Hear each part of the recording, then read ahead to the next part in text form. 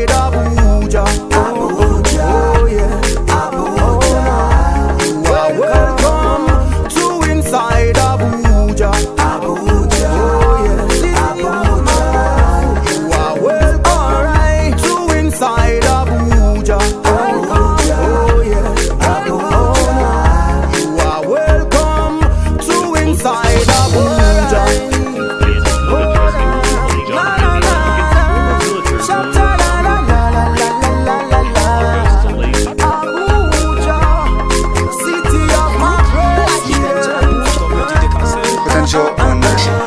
It's good. Hello, good morning, and welcome to Dateline Abuja, your number one general magazine TV program here on AIT. Thank you for joining us. I'm Hauwa Momoh. Today on Dateline Abuja, our focus is on education as a tool for economic development in our country, Nigeria. But before we discuss that, there are many people who have been questioning how many Mother's Days is celebrated in a year. Well, as people celebrated their mothers in March, and just this Sunday there was another Mother's Day celebration. But did you know that Mother's Day is celebrated on the second Sunday of May, which is a day to honor motherhood and sacrifices made by our mothers for their families and children? And another day is the International Women's Day, celebrated March 8th annually, to recognize the achievements of women as well as their strength and will. These two celebrations, however, are different in origins and for different reasons. Well, if you didn't know, now you know. It's Dateline Abuja. We'll be right back. Hello, good morning, and welcome to Dateline Abuja on AIT. Well, today on Dateline Abuja, we'll be taking families and, maybe the schools who watch over the children.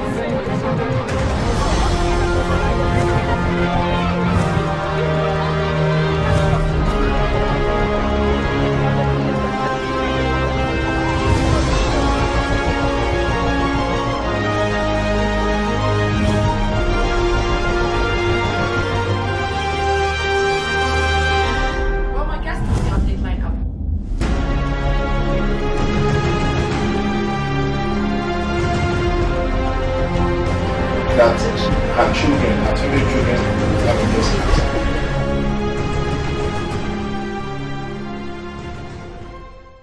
Moving on, there are many developed nations today who owe their political and economic skills to good education. But education in Nigeria is, however, in such a bad state that if not taken care of, recovering from its remains may be impossible. Well, it's quite unfortunate that after 68 years of education in Nigeria, it is still a sorry case, as Nigerian universities are totally absent from notable university rankings in the world. Our guest for today will be discussing on how education in Nigeria can play a role in saving the country in these present times.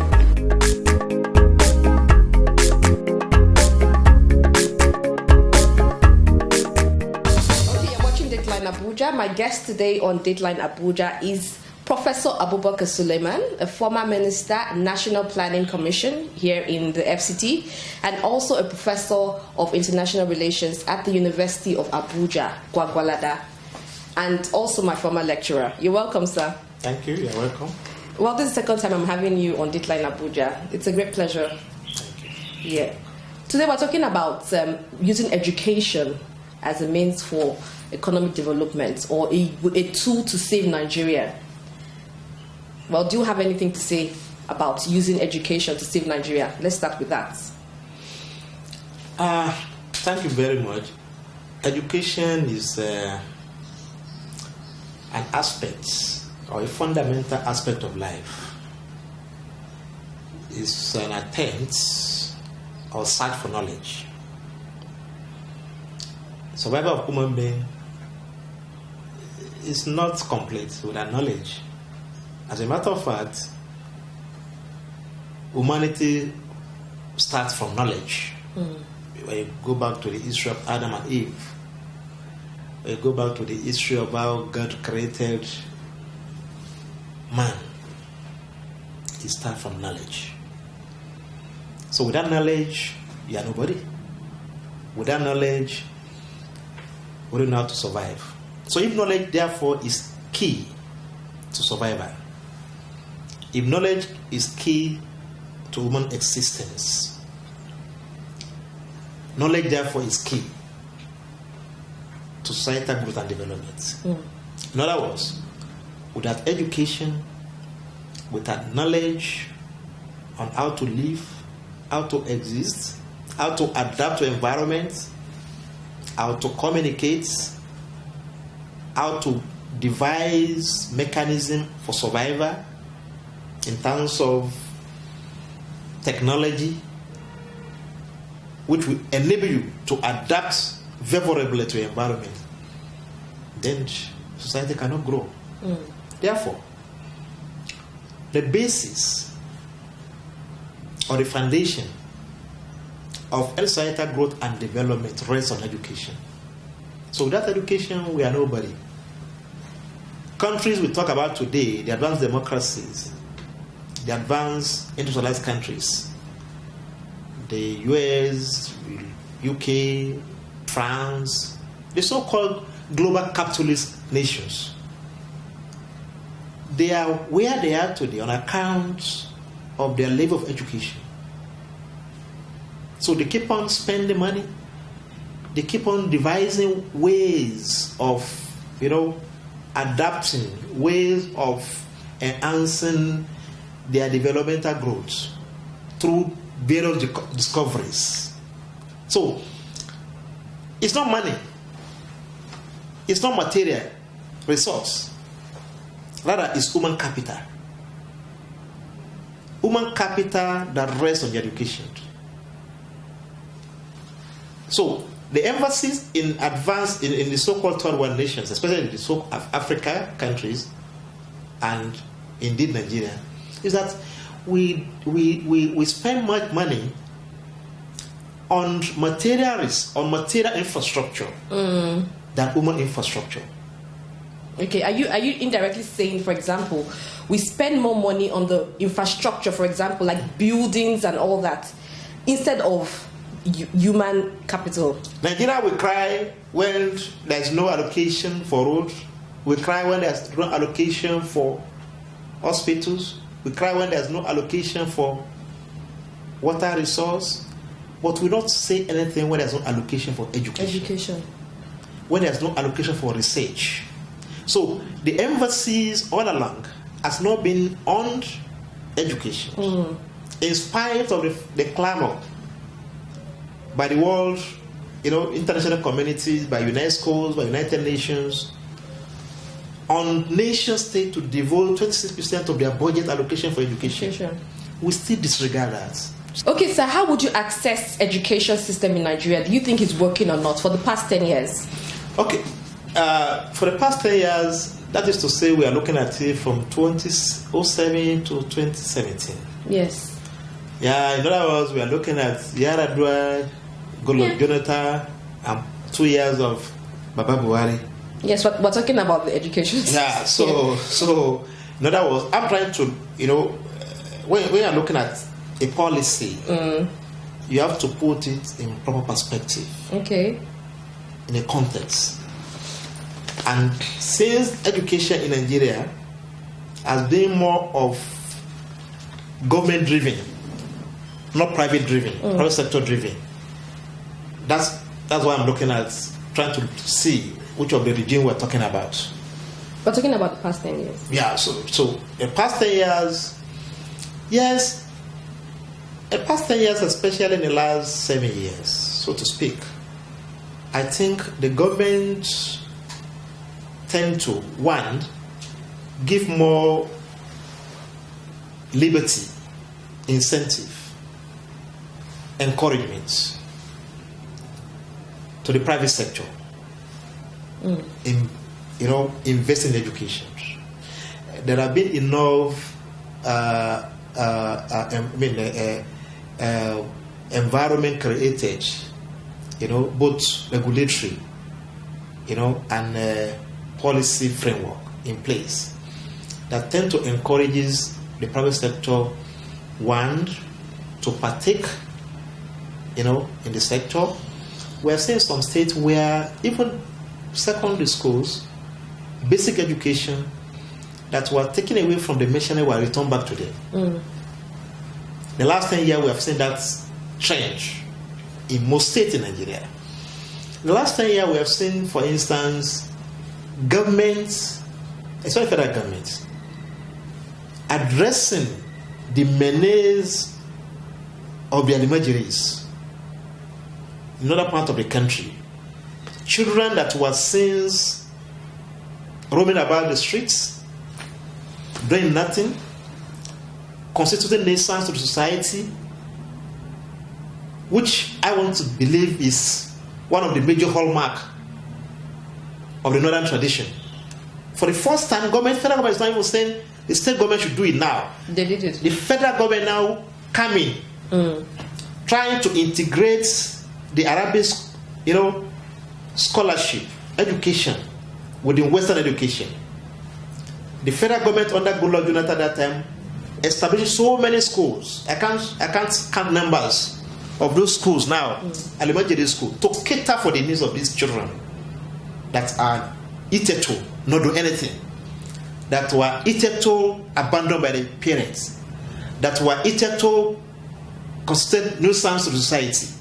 I think it's a major boost. Yes. Then thirdly, we have seen, especially under the same government, in the last 7 years, federal governments within a sweep establishing 12 universities in a day for those states that were lacking in university to accommodate, the quantities of applicants, candidates, indigents.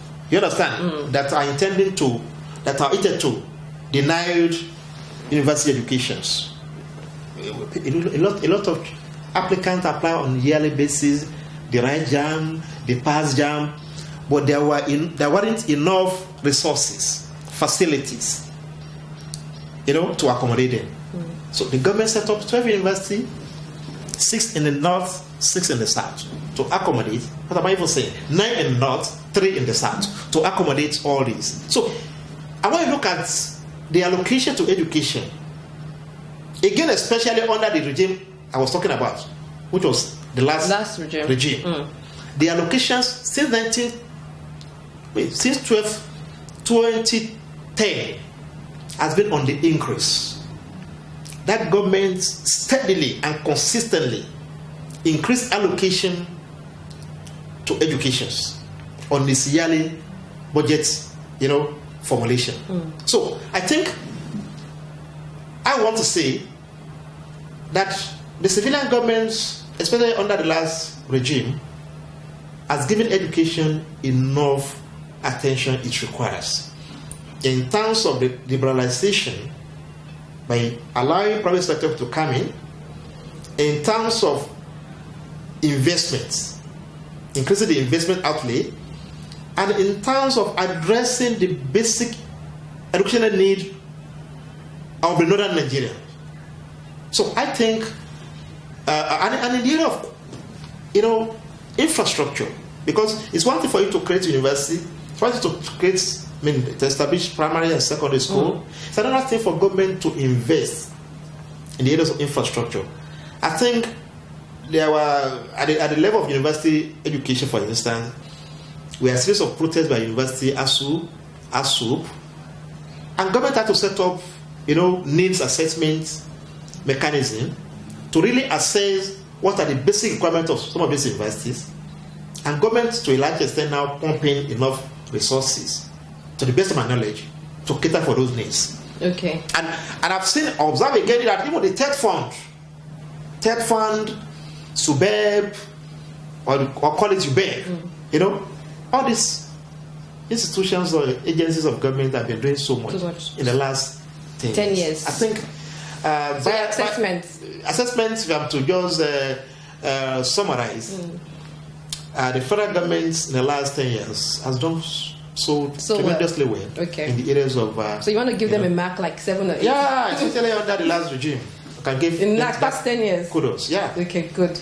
Okay, so, in your opinion now, it's important for Nigeria at this time to examine the vision, mission Or do you think it's important for us to examine our mission, our vision, and our purpose for education in order to direct different mindsets of teachers and students? You see, as I said earlier on, we can't go anywhere as a country without giving a boost to education. And unfortunately,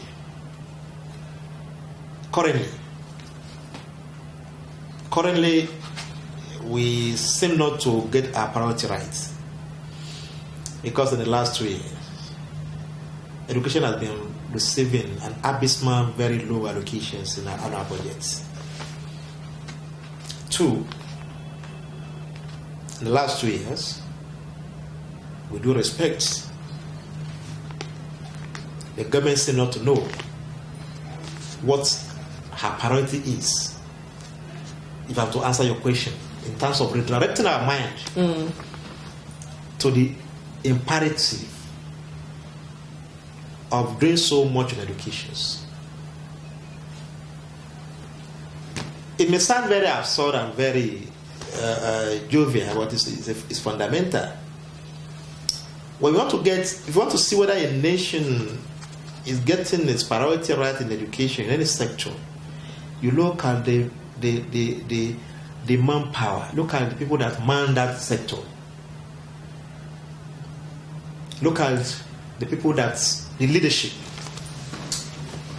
Look at the policy maker.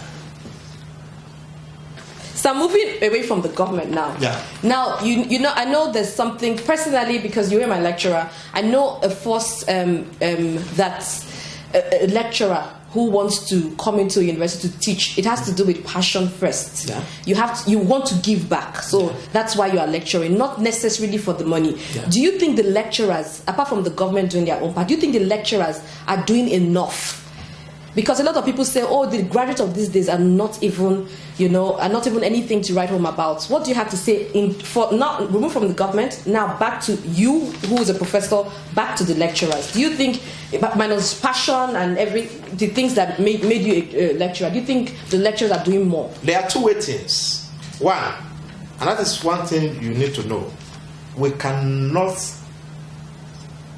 get government out of everything we are discussing. It's very important. For a lecturer, a teacher, the first thing is the passion. The first thing is the interest. In the olden days, lecturers are lecturers, they are brought into the system because of the passion. They are brought into the system on merit. Lecturers themselves and teachers see children and pupils as their own children, and they tend to inculcate value system and whatever they teaches, the students and the pupils. But such characters, such passion or passionate people, they are no longer there as such in terms of numbers. We have just fewer numbers of people that have that zeal, that have that passion to say, oh, I want to take lecturing as a profession. I'm taking teaching as a profession. I want to see joy in this profession. We are saying such things no longer there as such. You can only count, few numbers of people that have that zeal. I work as a lecturer in Abuja University for 7 years without salary. Wow. For 7 years without regularization. For 7 years without any allowance. For 7 good years, and I taught very well. And my students are all over, including your good self, because I had a passion for it. Wow. I used to cover kilometers from Gariki to Gogolada for 7 good years. It was because I had passion, and no student will ever say, so the man collected a penny from me, a peanut. It was because the passion was there. And I will not condone a student coming to my class to teach me to cheat in exam. You know that? Quite all right. So some of these passions are not there any longer. That's why we're moving away You from understand? government. But government too is added to it. How?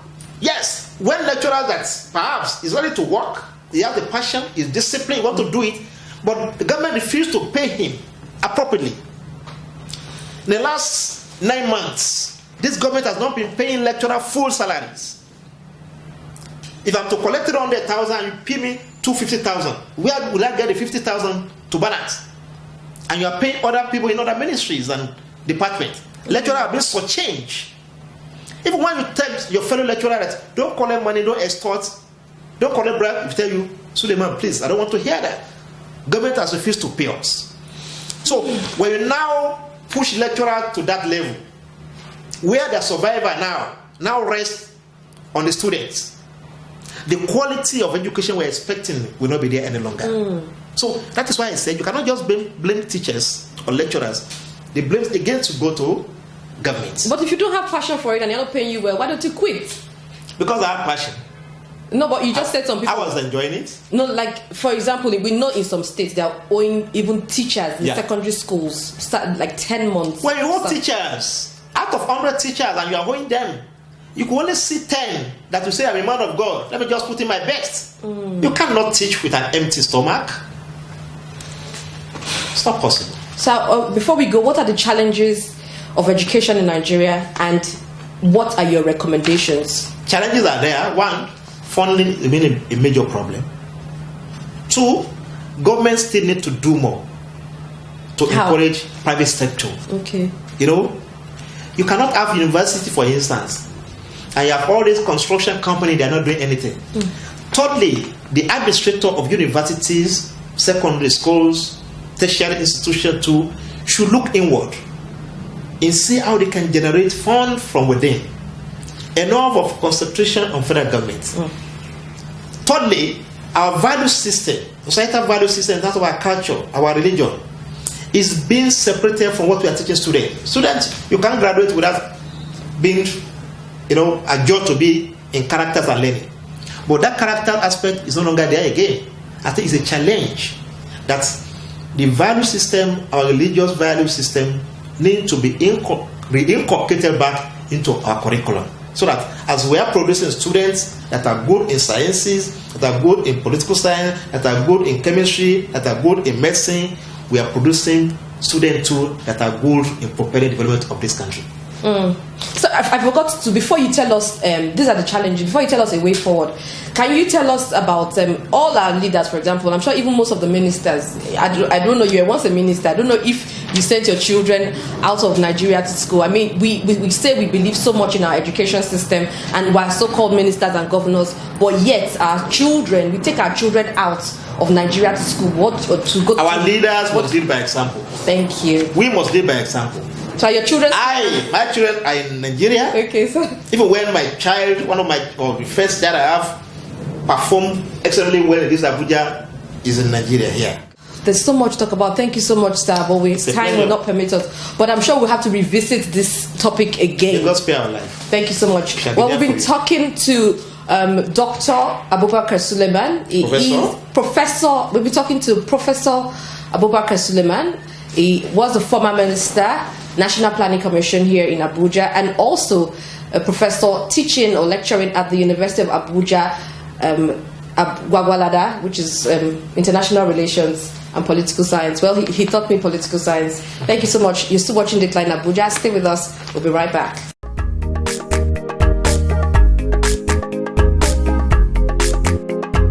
In view of the high and unacceptable level of unemployment in the country, graduates should be encouraged to think about self-development. And the government should establish the educational system to be able to train and produce graduates who think outside the box in order to be self-developed. Education is therefore a national investment for the current and future growth of the nation. Well, that's as much we can take on Dateline Abuja. Thank you so much for being part of us, and don't forget to follow us on our social media page right now on your TV screen, and also subscribe to our YouTube channel. Join me same time, same station. I'm Hauwa Momoh. Good morning.